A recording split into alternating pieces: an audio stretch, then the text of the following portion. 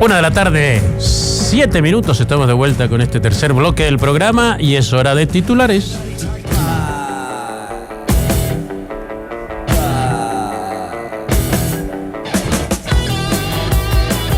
Último balance.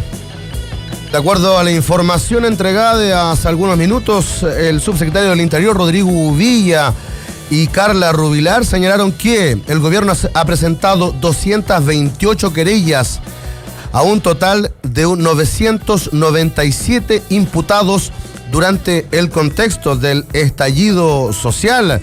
El subsecretario comentó que, ¿qué quiere decir esto? Que son personas con nombre y apellido, con ruta y con cara, han sido imputadas. Al día de ayer, dijo Uvilla, tenemos 380 personas que fueron detenidas entre el 20 y el 27 y que están con prisión preventiva. Es un número que ha ido aumentando, un número que ha ido variando día a día. Bueno, es de esperar que hoy día no aumente ese número porque si la violencia para, ese número se mantiene ahí esperando que no siga aumentando. Ya marchan. Gremios de la salud marchan a Plaza Baquedano y también se manifiestan en Viña del Mar. Médicos de Santiago y de los hospitales Gustavo Frique y Carlos Van Buren de Valparaíso se movilizan por una salud oportuna y digna para todos. El tema de la salud pública es un tema que está llegando a límites realmente increíbles. El otro día la gente de la salud pública está marchando porque no hay plata para comprar los insumos. Tienen que ver si compramos gasa o compramos remedio. Finalmente la salud pública, y ahí volvemos a la injusticia, cuando los hospitales públicos no tienen los insumos básicos para atender a la gente, estamos en un problema, y ahí es cuando hablamos de la desigualdad. Último reporte en las calles, el metro funciona parcialmente, hay desvíos importantes en el centro de Santiago y la recomendación de las autoridades es a transitar con mucho cuidado a raíz de que hay más de 115 semáforos que no están funcionando en la capital.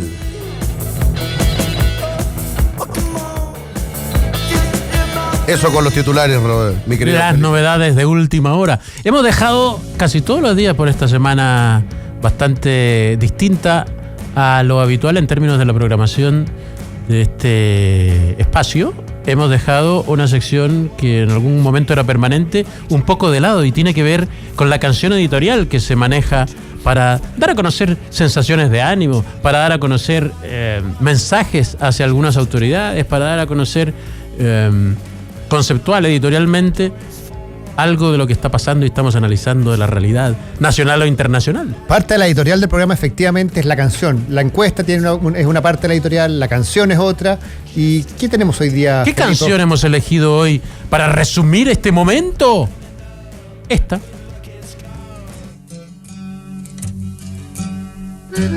Solo le pido a Dios que el dolor no me sea indiferente. Una canción de 1978 de León Gieco, que marcó etapas muy importantes para todos los que tenemos algunos años más en la época del conflicto que terminó a pasos de que se transformara en guerra entre Chile y Argentina. Esa es la razón de por qué se hace esta canción, pero que también tiene que ver con esa frase, con ese concepto. Solo le pido a Dios que lo injusto no me sea indiferente. Es parte de lo que uno le pide a la sociedad permanentemente. Los que están peor, los que están más o menos, los más privilegiados. El discurso es el mismo para todos. Que lo injusto no me sea indiferente. Que hagamos algo al respecto. Alguien va a decir, ya se pusieron canutos con estas canciones de pedir la paz, pedir la alegría. Parecen mises en concurso. No, volvamos a escuchar ciertas cosas que se nos van olvidando de repente, ¿no? Así como la canción de los prisioneros, varias canciones de los prisioneros, no solamente Pateando Piedra, yo creo que muchas de las letras de los prisioneros están más vigentes que nunca, así como la canción de Víctor Jara, ni hablar, la de El derecho de vivir en El paz. derecho de vivir en paz está más vigente que nunca. Me parece que esta canción de León Gieco, que está hecha en el año 78 para el proconflicto Chile-Argentina, tiene mucho de actualidad. Quizá el mood o el tono es un poquito más reflexivo y quizá también necesitamos reflexión. Yo entiendo, yo empatizo con la gente que lo está pasando mal, yo empatizo con los que fuimos a la marcha, yo empatizo con todo el mundo que cree que tienen que haber cambios importantes. Pero yo creo que la reflexión siempre es importante. Esta canción nos invita un poquito a reflexionar. Solo le pido a Dios que el engaño no me sea indiferente. Si un traidor puede más que unos cuantos, que esos cuantos no lo olviden fácilmente.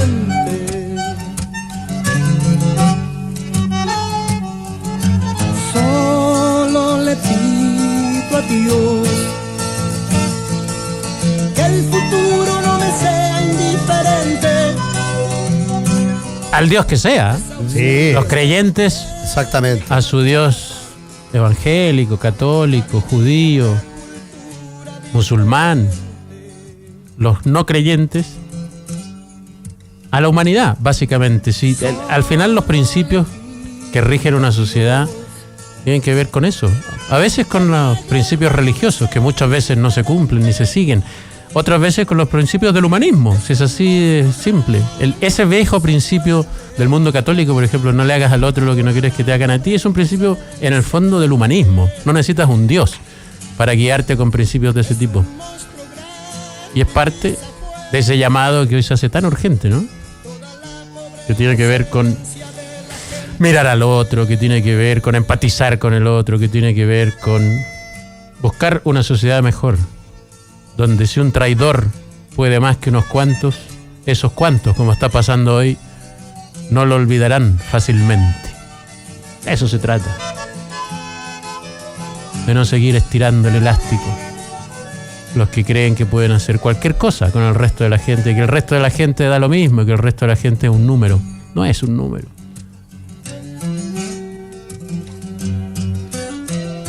Ahí está, la canción del día.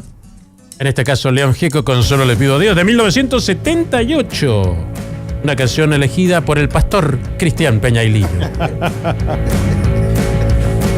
¿Qué le pasa a un rockero cuando escucha estas cosas? ¿Igual tiene corazón un rockero Sí. como tú? Lo que pasa es que... ¿O siente que es tontera? No, para nada. mi Que es querido. pérdida de tiempo. De hecho, este tipo de temáticas musicales como León Gieco, como Silvio Rodríguez, en los años 80 eran los himnos de nosotros que recién éramos, yo digo más chicos que ustedes porque tengo 47 años, pero uno los escuchaba en la época de la dictadura.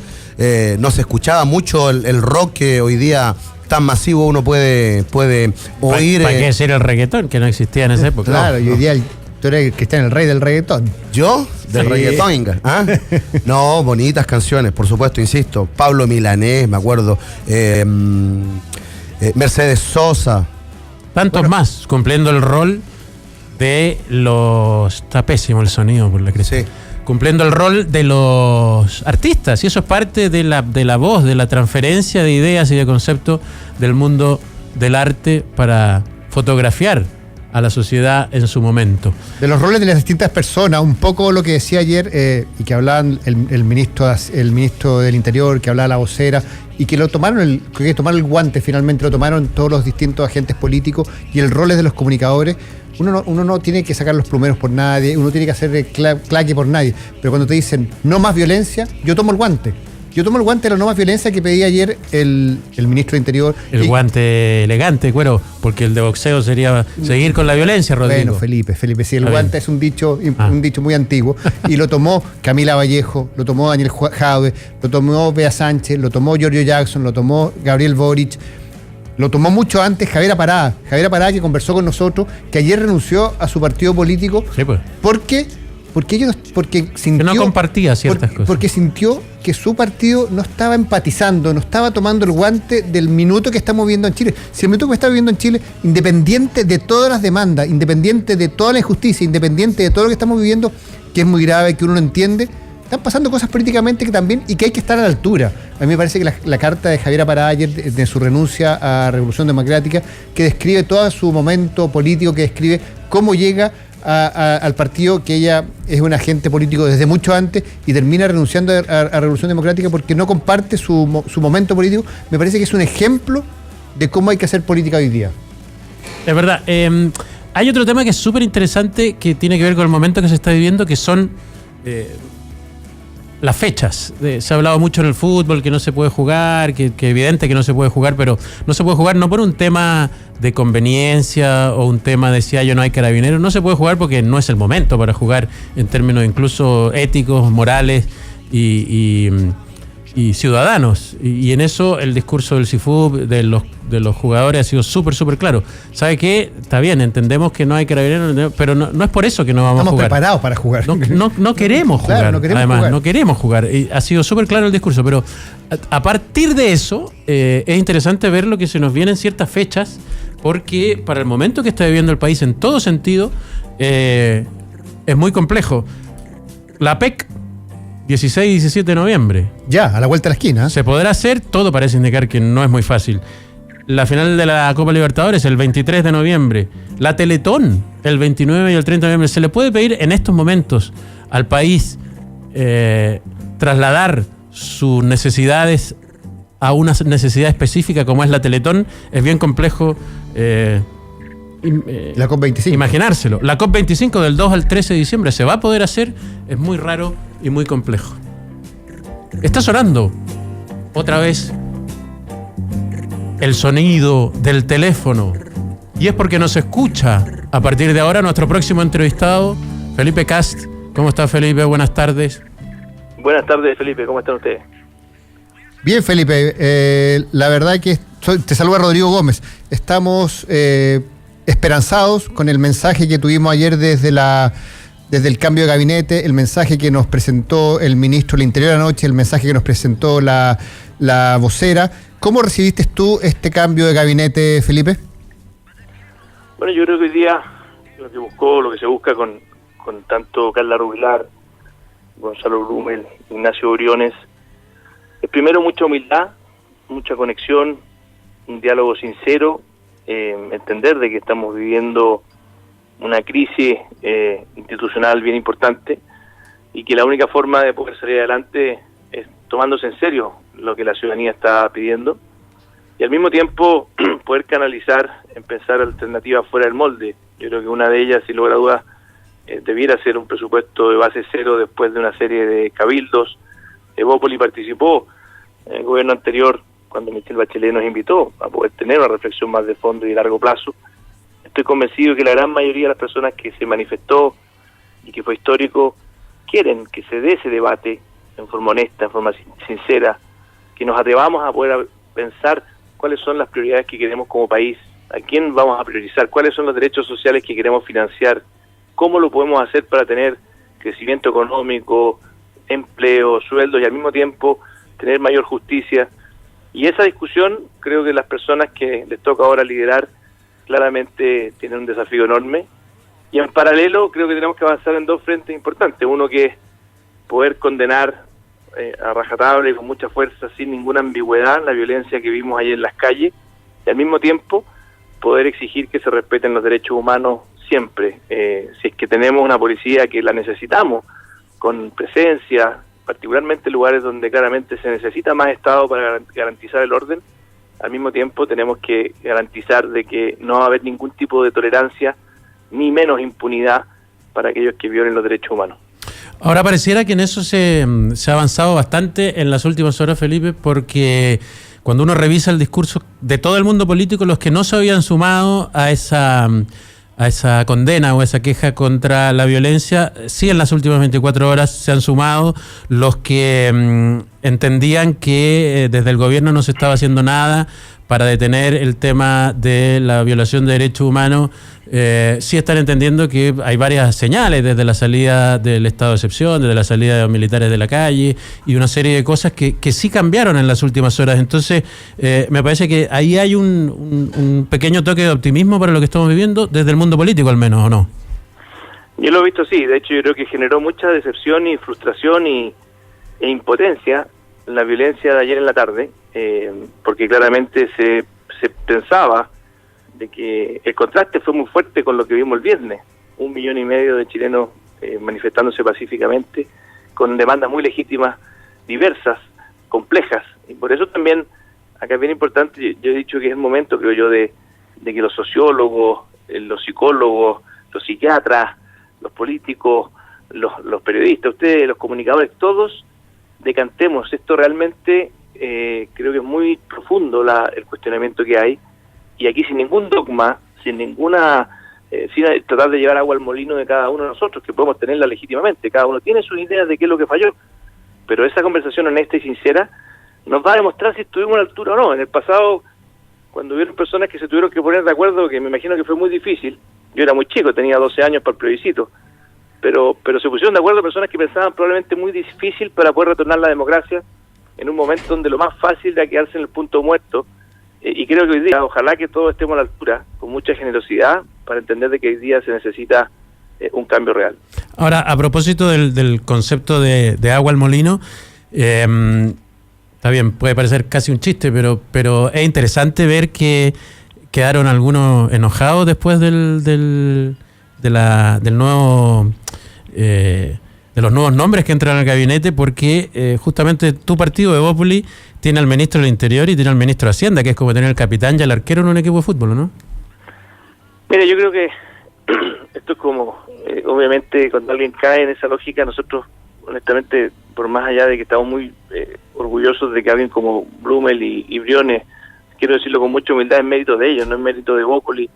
Estoy seguro que el presidente lo que buscó es personas que pudieran conectarse con la Rubilar, con la ciudadanía, y no quiero desmerecer a Carla Rubilar. Creo es parte de la ciudadanía, la Rubilar. Conectarse con la Rubilar, no.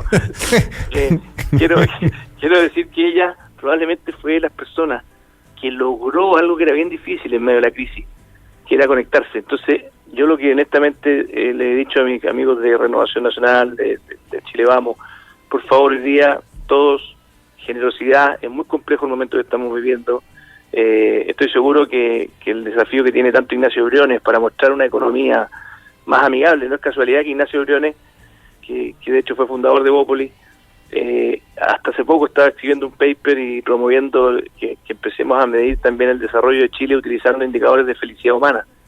Yo creo que esa conexión, el poder complejizar el debate, por ejemplo, la educación que le enseñamos a estos niños, que no sea puro ciencia, matemática y lenguaje, que podamos hablar de deporte, de cultura, que nos preocupemos de que ese proceso educativo, que es la mejor forma que tenemos para evitar que un niño caiga en las manos de los narcos, porque si un niño tiene una tribu, tiene su lote de fútbol, de básquetbol, para mí en su minuto fue el básquetbol, me encanta el básquetbol, y si no hubiese sido por el básquetbol, probablemente habría sido un niño bastante infeliz. Creo que entender los procesos de desarrollo en forma más compleja es lo que también la ciudadanía nos pide, y que yo creo que tanto Blumel, Carla Rubilar e Ignacio Briones representan de buena manera, y espero que todos los apoyemos para que puedan liderar este momento difícil. Cuando uno habla con el otro sector, Felipe, o si es que hubiera otro sector, hay varios sectores más, digamos, pero cuando uno habla con la gente que está hoy en la oposición, les preocupa sí un tema del nuevo gabinete, que es la figura específica de Felipe Ward en términos de la voz y la forma con que podría escuchar al resto de los partidos, porque entienden que él es representante de la UDI más dura, digamos, en algún momento fue muy cercano a Juan Antonio Cast, a José Antonio Cast. ¿Qué le puedes decir a esa gente que tiene dudas legítimas sobre lo que puede ser la conversación con un hombre o con un nombre como el de Felipe Ward? Yo le diría que ya no hay ningún espacio para ningún tipo de intransigencia, que lo entendió muy bien, creo yo, el presidente al momento de pedir perdón, y que por lo tanto habrá que ver, pero yo espero que sea un ministro de Sexpress con mucha humildad, con mucho diálogo, y tiene además un buen compañero que es Claudio Alvarado, que es subsecretario, que creo que también ha demostrado en esta materia tener credenciales bien importantes. Me interesa mucho tu opinión, lo estábamos conversando antes de recibir el llamado, de llamarte, digamos, el tema de las fechas que vienen, porque se empieza a poner cada día más complejo de acuerdo al momento que se vive. Viene la PEC 16-17, viene la final de la Copa Libertadores el 23, viene la Teletón el 29 y 30, viene la COP25 del 2 al 13 de diciembre. ¿Ya es tiempo de empezar a analizar si todo ese tipo de cosas se pueden mantener o habrá que hacer tripas corazón y decir, bueno, no es el momento nomás?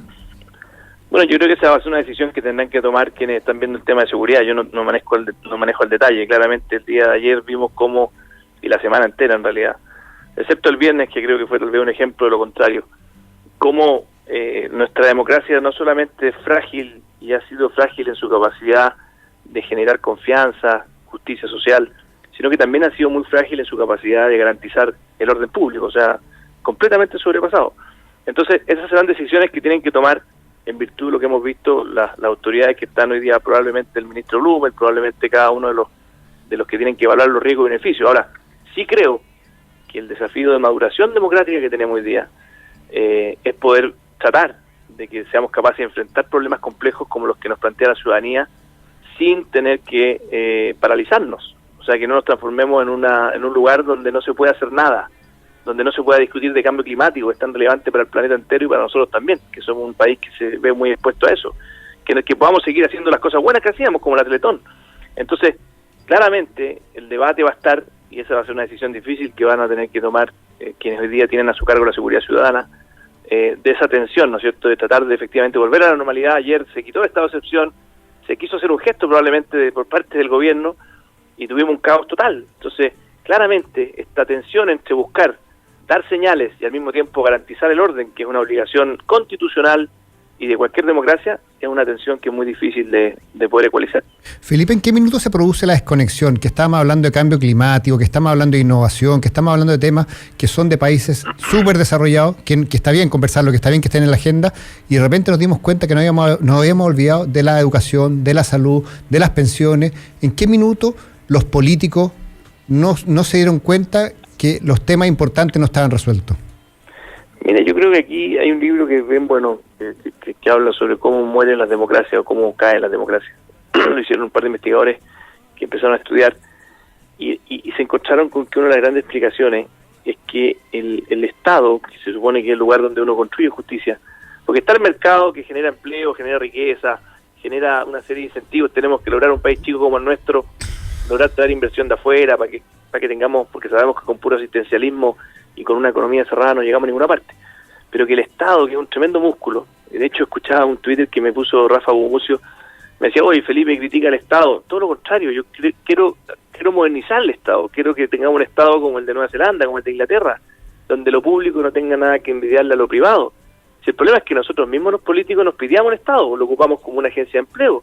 Entonces al final, ¿quién paga el pato? Claro, para la élite. Para nosotros que no necesitamos el Estado, que podemos pagar seguridad privada, salud privada, educación privada, da lo mismo. Pero para el resto, el 90% de los chilenos, que está condenada a tener que depender del Estado, del transporte público, si no somos capaces de poner a los mejores en cada uno de los lugares técnicos, y gente que no tiene por qué pertenecer al partido político de turno, si nosotros más encima somos muy curiosos, el Banco Central, que es súper importante para la economía, para bajar la inflación, lo blindamos del ciclo político. O sea, dijimos, ¿sabes qué? Ya, no nos pongamos a hacerle ceras con el Banco Central porque si tenemos inflación nos vamos a las pailas. Como le ha pasado a Argentina, a Venezuela, a todos los países vecinos. Pero el músculo social, que es todos los servicios públicos del Estado, dijimos, no, eso sí vamos a jugar con ellos. Y vamos a poner a nuestros operadores políticos. Mira, en el Sename, para ponerte un ejemplo que tal vez el más clarificador, ¿cuánto duraron los directores del Sename en los últimos 30 años y que terminó condenándolos a morir a niños que habían sido arrancados de su familia y matados por el mismo Estado? ¿Cuánto duraron en promedio? 1 año y medio. 1 año y medio. Entonces, ¿quién es capaz? Yo siempre ponía el ejemplo de Benito Baranda a cargo del Sename. Imagínate a Benito Baranda en los últimos 15 años. Mira, yo tuve la suerte de tener un padrastro. Se murió el mío cuando era chico, pero mi padrastro que empezó a trabajar con Patricio Elwin como director de impuestos internos. Javier Echeverry, a quien admiro hasta el día de hoy. Este compadre se dedicó 12 años de su vida profesional a mejorar impuestos internos, para combatir a los evasores, para modernizarlo, para que toda la gente que no tiene plata para contratar un contador pudiera pagar sus impuestos tranquilamente de su casa apretando un clic, con su teléfono celular o desde un computador. Cuando Javier nos dijo, yo era un cabro chico de 12 años, que se iba a dedicar sus mejores años de su vida a modernizar el Estado, yo decía, mi papá está loco, ¿qué es lo que es esa cuestión? Hoy día, ya teniendo 42 años, miro para atrás y le doy gracias a Dios por haber tenido un viejo que se gastó su vida profesional en tratar de servir a Chile. Y me encantaría que tuviéramos lo mismo en la educación pública, que hubiéramos tenido un Mario Weisburg dedicado, pongo a Mario porque tal vez es bien conocido, pero puede ser cualquier otro, no tiene por qué ser Mario, que hubiésemos tenido el mismo profesionalismo que tuvimos para el Banco Central en los servicios públicos. Y te aseguro que si que nuestros niños tuviesen derecho a una educación pública, mejor o igual que la privada, este país sería otro. Entonces es un problema de las personas, no un problema del Estado. Finalmente. No, es un problema de las reglas del juego. Las reglas del juego que le pusimos nosotros al Estado fue de pitutocracia, de amigocracia. Y la alta dirección pública que inventamos después del famoso Mocate fue una gran mentira. Porque al final la alta dirección pública, desgraciadamente, está cuoteada políticamente también. Entonces tenemos que replicar el modelo del Banco Central en la administración pública. Y te lo digo, Inglaterra, Nueva Zelanda, cuando cambia un gobierno cada 4 años, incluso mantienen los subsecretarios. Los ministros cambian, si eso no significa que no haya política. Yo creo en la política. Yo creo que tenemos cada 4 años, que me encantaría en realidad un periodo presidencial de 6, como fue con Lago, porque creo que te permite más seriedad, más políticas de Estado. Pero bueno, suponte tú que no soy capaz de convencer a mis colegas de que esa es la ruta. Si es que tú lograras que todos los servicios públicos, el Instituto Nacional de Estadística, pues compadre, porque ahí tiene que haber una persona que esté 10 años, 8 años, haciendo una pega de las mejores estadísticas de Chile. Y lo mismo con todos en materia de ciencia. Los chilenos son notables, tienen una capacidad tremenda de innovar, pero si es que no los dejamos innovar en el Estado, si no los dejamos traer las mejores prácticas al Estado y los dejamos simplemente para los operadores políticos, al final fracturamos el país. Y esto complementario a que en el mundo privado tengamos un Estado que sea implacable con los abusos. Ladrón de cuello corbata, a la cárcel. Porque otra de las indignaciones que genera hoy día la ciudadanía, además de las fallas del Estado, es la sensación de que la justicia no funciona igual para todos. Felipe, bueno, además del caso que planteas tú de los ladrones de cuello y corbata, uno ha visto in situ, porque yo fui a la marcha del día viernes, la marcha pacífica, la reacción exacerbada de carabineros y antes en estado de emergencia de los militares. ¿Crees tú que ha habido abuso a los derechos humanos, de que no se ha actuado de manera profesional, en este caso carabineros, para reprimir a los vándalos? Porque a la gente yo he visto que no se le reprime, que se le permite poder manifestarse. Bueno, de hecho tuve ayer reunión de la Comisión de Derechos Humanos, y claramente vimos el caso de Ángelo Muñoz, y pedimos que el Ministerio Público pudiera sancionarlo, que pudiera investigarlo, y la gran diferencia que hay entre una democracia y una dictadura es que cuando hay violaciones a los derechos humanos no se esconden, se condenan y hay consecuencias penales, y eso es justamente lo que tenemos que tener en Chile. Tenemos que tener una capacidad de poder garantizar el orden público, y por eso no tenerle miedo a los estados de excepción cuando se necesitan. Y ahí yo creo que había una cierta hipocresía también de algunos que dicen, no quiero estado de excepción, pero si lo que necesitamos, cuando está sobrepasada las policías, y lo hemos visto con creces, porque además la institucionalidad del orden en Chile, honestamente, fue completamente sobrepasada. O sea, la precariedad que tenemos para poder garantizar el orden es gigantesca, y que al mismo tiempo, cuando haya cualquier violación a los derechos humanos, implacables. Una democracia se fortalece cuando hay orden, capacidad de poner orden, pero al mismo tiempo, cuando cualquier violación a los derechos humanos, producto del monopolio de la fuerza, se sanciona con ejemplaridad. Y por eso, ahora que vamos a tener también la visita de las Naciones Unidas, tenemos que, en esta materia, ser implacables. Si no, se quiebra todo, porque si tú quieres orden, quiero que me den garantías de que ese orden va a ser bien administrado. De lo contrario, empieza la desconfianza, que es una espiral que nos lleva a la anarquía total.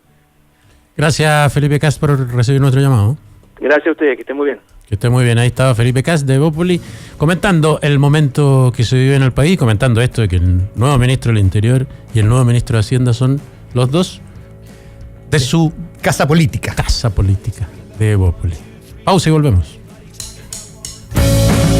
La metrópolis no se detiene. Nosotros ya volvemos.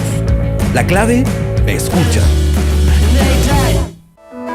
En el corazón de Providencia y a pasos del metro, Hotel Nogales and Convention Center. Un servicio de primer nivel con estacionamiento, wifi y desayuno incluido. En Hotel Nogales ponemos a su disposición nuestros centros de evento con salones y capacidad de hasta 400 personas. Reserve su estadía en hotelnogales.cl o llamando al 2233 56 958. Hotelnogales.cl. Lo hacemos simple para usted. Porque nos conectamos con el planeta y somos ecorresponsables, promovemos prácticas sustentables para que